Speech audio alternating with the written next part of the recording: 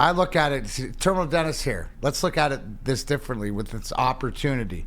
And look at if this was going to happen, which we can agree, Neil, because we talked about availability in this league, that every team goes through this, don't they, at some point? Right? So you're going to go through this now with where you've set yourself up with the record that you have, right?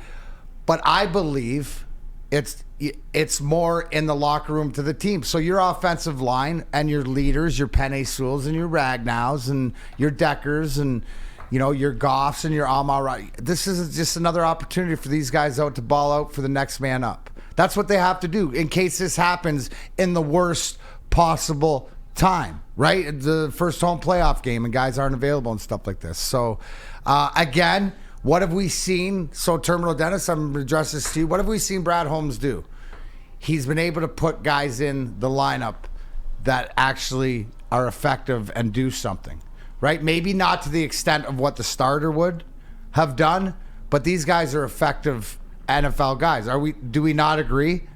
Right? And the best part is sometimes like our backups are truly our backups. Our starters are our starters. Well, this is another, how good is our offensive line?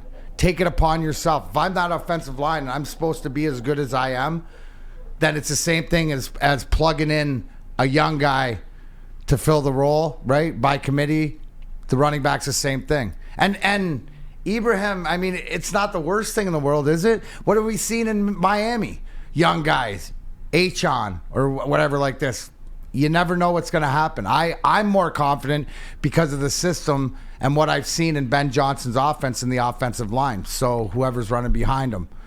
And I'd rather it be right now at this point of the season into this game, right, than later on in the season when it really matters. WoodwardSports.com chat thread. Max Mayer says, no, he didn't say Lions fans. He said, who's even available at running back? And Max, like for me, when I read that text from my buddy today, he caught me for a minute. I was like, damn, man, like, how much more can you take? How much more can you take? But here's the deal.